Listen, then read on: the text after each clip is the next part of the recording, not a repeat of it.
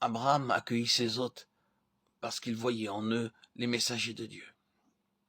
Il les accueillit en premier lieu en tant qu'étrangers. Peut-être que Hébreux 13.2 se rapporte à Abraham. C'est seulement après avoir commencé à leur parler qu'il discerna la qualité de ses visiteurs. Ceci devrait également être notre attitude. Accueillir en son nom même des étrangers avec beaucoup de joie. L'Éternel apparut à Abraham pour fortifier sa foi et lui dit, Sarah, ta femme aura un fils.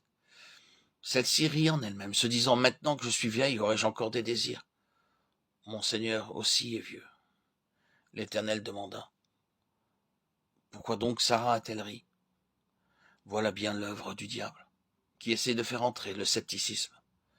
Dieu savait d'avance que de telles pensées s'insinueraient dans leur esprit, et c'est pourquoi il vint affectueusement pour éliminer leurs doutes.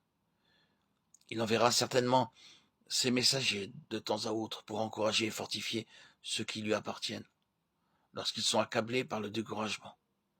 Ceci peut se matérialiser par des lettres, un livre ou des messages. Genèse 18.16 nous apprend qu'Abraham accompagna les hommes. Il marcha avec eux comme Enoch marcha avec Dieu, non pas pour obtenir une faveur, mais seulement pour être en leur compagnie.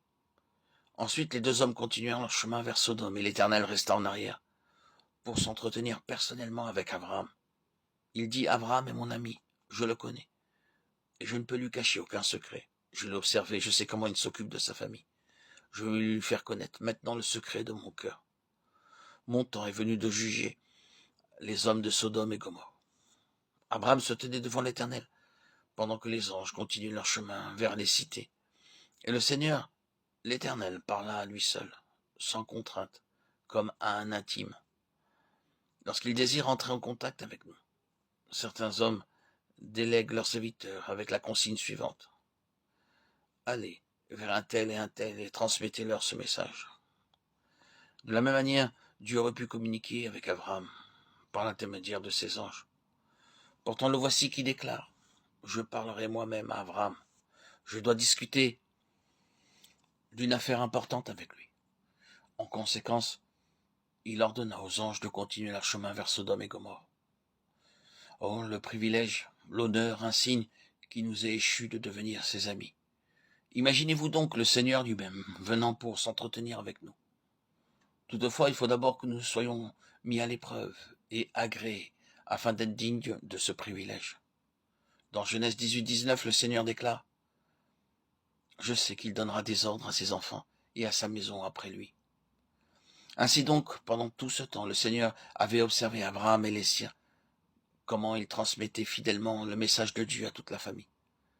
Chaque maisonnée devrait se réunir régulièrement pour un culte familial. Si nous enseignons avec zèle et fidélité la parole de Dieu à nos enfants, nous aussi pourrons devenir ses amis, et ce qui est caché aux anges nous sera révélé.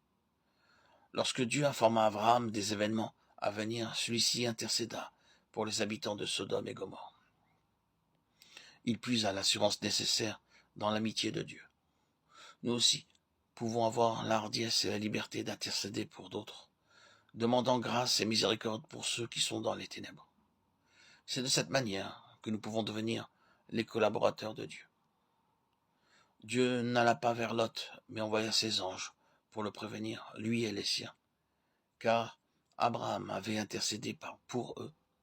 L'Éternel n'avait aucun désir de partager son secret avec Lot, car celui-ci l'avait attristé en préférant demeurer près de Sodome et Gomorrhe. Il fut induit en erreur par la contrée fertile toute proche et finalement devint ancien à Sodome. Si l'un d'entre nous préfère les plaisirs et les honneurs de ce monde ainsi que l'a fait Lot, le Seigneur ne viendra pas vers lui et ne lui révélera pas ses secrets. Je pourrais citer le cas de bien des croyants qui sont nés de nouveau.